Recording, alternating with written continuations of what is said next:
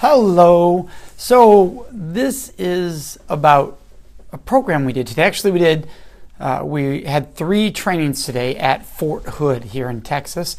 And this video is to discuss a few things that took place. Now, we also want to acknowledge we are getting towards the end of April, and April is Sexual Assault Awareness Month. By the way, Jolene, thank you for joining us here on the video today. Greatly appreciate it.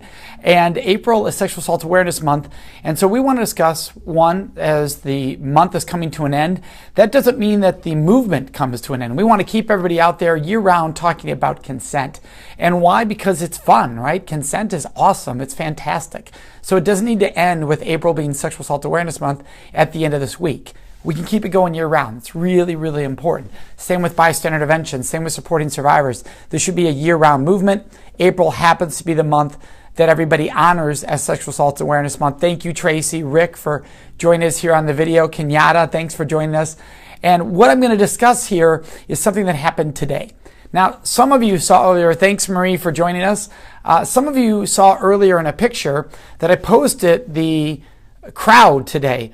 And it was a very, very large audience. I think we were around 700-800 people in the picture I took. We did multiple trainings. And everybody had our Can I Kiss You book, which is super cool. Now, some of you might be thinking, geez, how'd they do that? In fact, a few people asked how'd they do that. Well, that's actually a special we provide, where if they get 1,000 books, we do something special for them. And that's how this installation did it, but they took it to a whole nother level. They got 2,000 books. So everybody today and tomorrow that comes to one of our trainings gets the Can I Kiss You book. That's not why I'm doing this video, though. Thanks, John, for joining us. The reason I'm doing this video is I want to talk about something that happened today that really brings home a point. So here's what happened. In the morning at 0900, for those of you who don't know military time, that's 9 a.m. 0900, we did a training from 0900 to 1000. And then we did another training in the afternoon at the end of the day. We've done a few Can I Kiss You trainings, but we wrapped up the day with a senior leadership training that I have called Mission is Transformation. And the idea of this training is that we really work on transforming the culture when it comes to discussing sex, sexual violence, consent, really taking our culture from where it is here to something totally different over here, so that sexual assault is not something that is commonly happening, that our culture so much transforms that any signs, any indications of behavior similar to that of non-consensual sexual assault would be a pariah. Like everybody would notice this and stop it. So that's the idea of this program, senior level leadership to change the conversation. So we're getting ready to start. And this gentleman in his mid-50s comes up to me and says, Mike, can I share something with you? I'm like, yeah, sure. He goes, well, I have to tell you what happened. I went home this morning and asked my wife if I could kiss her. And she paused. She stepped back like, you're asking? And then she told me, she lit up, Mike, because she told me how special it felt for her that I asked, how much respected she felt, how valuable she felt. And he was lit up to share this with me. Now, remember what I said. This was a gentleman in his mid-50s. The reason I'm bringing this up is not to point out his age.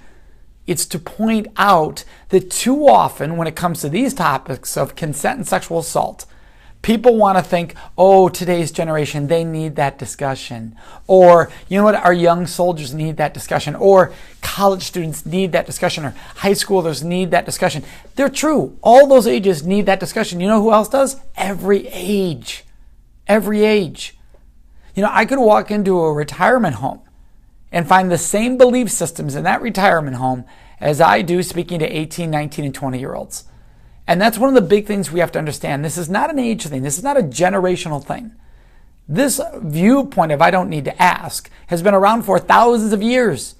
By the way, some of you go, oh yeah, we need the days of chivalry. It was absolutely blatant in the years of chivalry. Like people during the years of chivalry did not treat women with respect at all. The whole idea of chivalry was you were property and you were too weak to take care of yourself. We walked on this side of the road, so in theory the guy got wet, so you didn't get wet, of course, because you can't handle that. I mean, it's just messed up stuff. Also very heteronormative. Everybody assumed heterosexual. So why I want to talk about this is how he was so excited to share this with me. And we were just about to start the senior leadership training when he's sharing this. And I look him in the eye and I say, hey, if the opportunity comes up, in today's training with senior leadership, can I use you as a role model?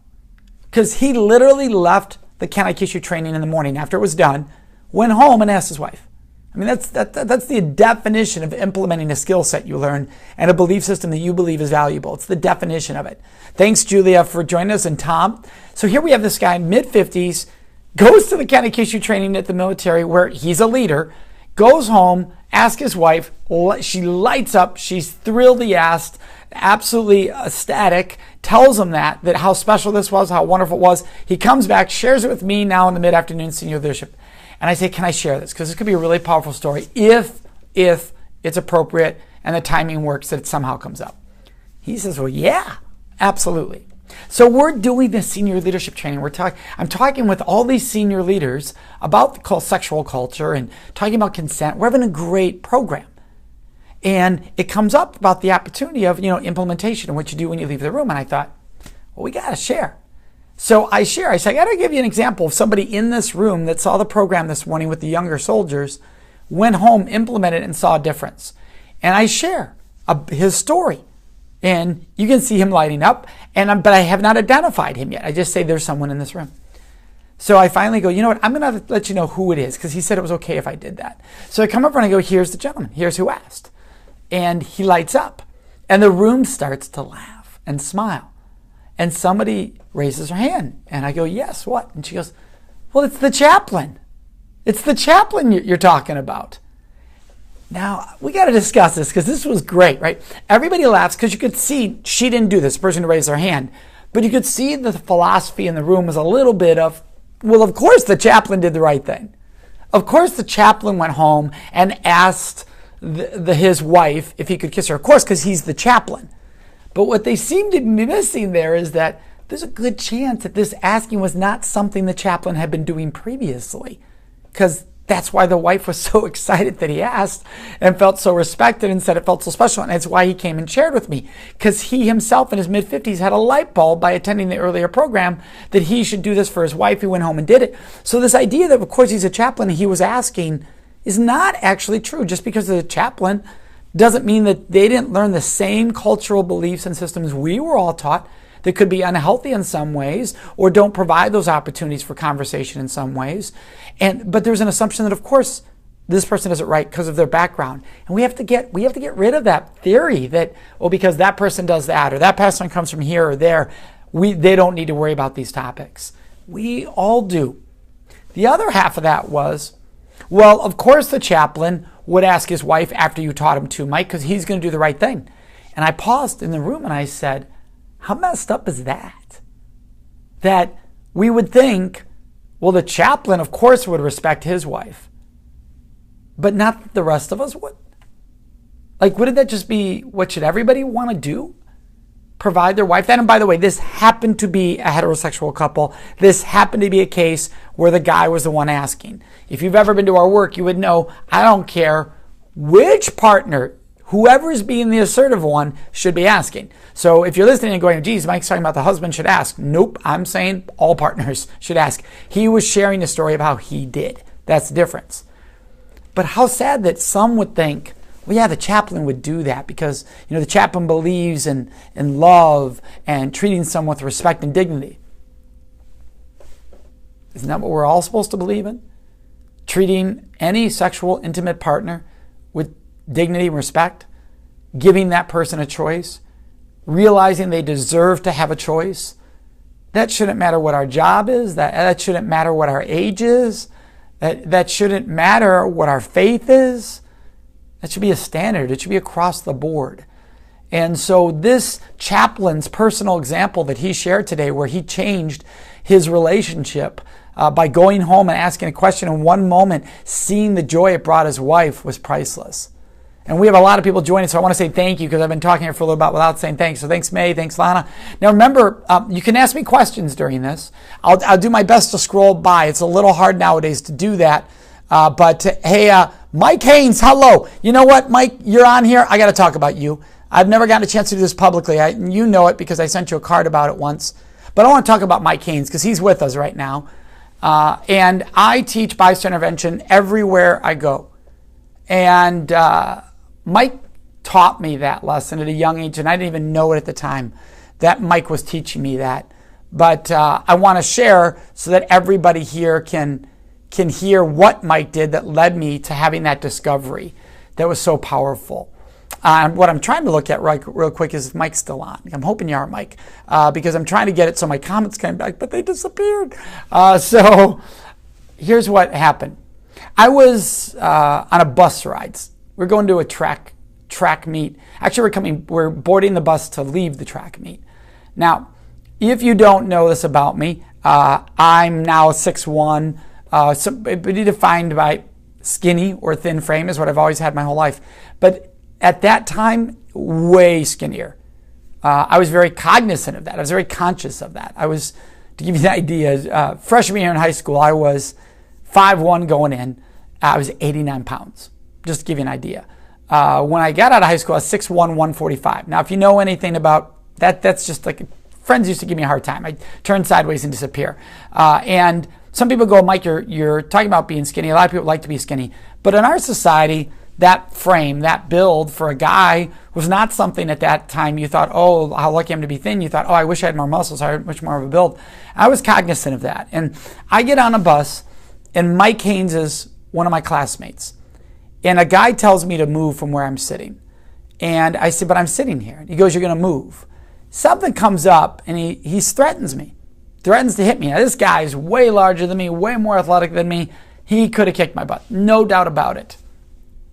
Mike Haynes steps in front of him, my classmate, and says, if you touch Domitrz, you're dealing with me. And Mike didn't have to do that. And Mike and I, growing up, there were times where we hung out and all, but this wasn't one of those times in our life where that was the case. So Mike just stepped up for another human being that he thought somebody was threatening and somebody was abusing their power, and he stepped up.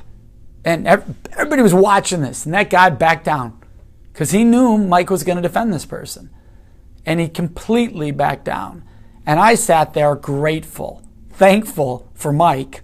And many years later, I've looked back on that moment and think, you wonder what would have happened if publicly I'd gotten pummeled by this other guy, and Mike stepped in and made a difference. And I've never forgotten that. So when I see Mike's there, I want to say thank you, Mike, because that's a great example of vice intervention, which is what we teach in the work we do around the world. We teach it when you see sexual violence or sexual degradation. Speak out, step in. But it starts by teaching a middle schooler like Mike Haynes did, a high schooler in that case, of stepping up when you see somebody abusing their power. That's where it begins. If we can get people doing it there, it's easier to do it later in life. Mike role modeled that to me as a fellow high schooler for me, and that meant a lot. So Mike being on there, I had to give you full credit there because that was really powerful, and it meant a lot to me. And for those of you just joining the video late, I want you to know that if you're writing comments, I hope I can see them, but for some reason the screen's doing something a little funky. So there we go, now they're back. You can ask questions at any point, and I'm going to do my best to answer those.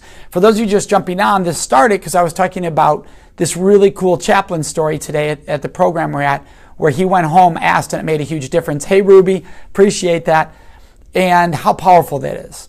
So I want everybody watching right now to think, what could I go home and do and implement in my life tonight that would honor April's Sexual Assault Awareness Month and reinforce to someone in my life how valuable they are? Maybe you'll leave this video and you'll turn around and ask your partner before you give them a kiss tonight. And maybe some of you might be thinking, well, that'd be something small, but maybe that partner will make them feel so special, and you can have a conversation about why you asked. If it's like, you don't have to ask, we've been together forever. Sometimes people say that because they're not used to having that choice. Look them in the eye and say, just because I wasn't asking doesn't mean I shouldn't have been. Doesn't mean you don't deserve to always have a choice. And I want to hear you say yes. Right? When you get to say to somebody, may I kiss you? And they say yes. That's hot. That's sexy. Right? Consent is passionate. It's wonderful. Maybe that's what you do when you go home tonight to honor Sexual Assault Awareness Month. Or maybe you're home right now and you go do that. Maybe you're a parent, and instead of giving your kid a kiss goodnight tonight, you look your child in the eyes and say, may I give you a kiss goodnight tonight? So that your child sees the power of being asked and having their boundaries respected. Maybe you're going to call someone today, or you're going to sit down with your loved one, a partner, or a child, and tell them if anybody ever sexually touches them against their will, without their consent, that you're always going to be there for them. Notice I didn't say, tell them you're going to kill the person who did it or tell them you're sorry that it happened to them. Those are not the responses that focus on the survivor and you being there for them. Let them know you're going to be there for them. Makes a huge difference. Maybe you're going to hear somebody make a sexually degrading or derogatory comment that's gender degradation in some form. And tonight you'll say, hey, why did you say that? Or what do you mean by that? So that you could help change our culture. But the thing is, I brought this up at the beginning of this video by talking about April being Sexual Assault Awareness Month. What if we could do all the things I just mentioned every day, year-round, regardless of what month it was, regardless of what day it was, just because it was the right thing to do?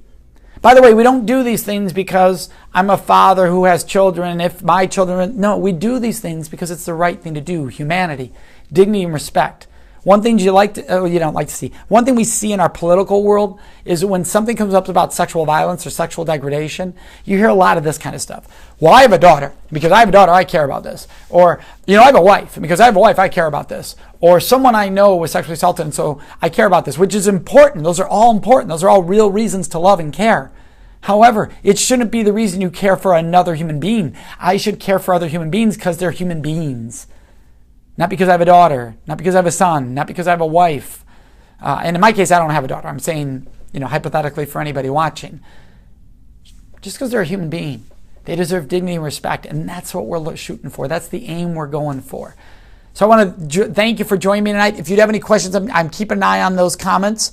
And so please feel free to ask any questions here before I sign off. I'll give a little bit here in case somebody has a question. Always happy to answer that. And remember, you can always ask questions on our website too. You can go to datesafeproject.org. If you're looking in the background going, what are you, in a bedroom? No, it's a hotel room. For those of you who don't know, that's where I am a lot of the time, and I'm in a hotel room. And the reason why is hotel rooms mean that I'm in front of audiences. That means we're spreading our mission. That means we're getting an opportunity to make a difference in this world.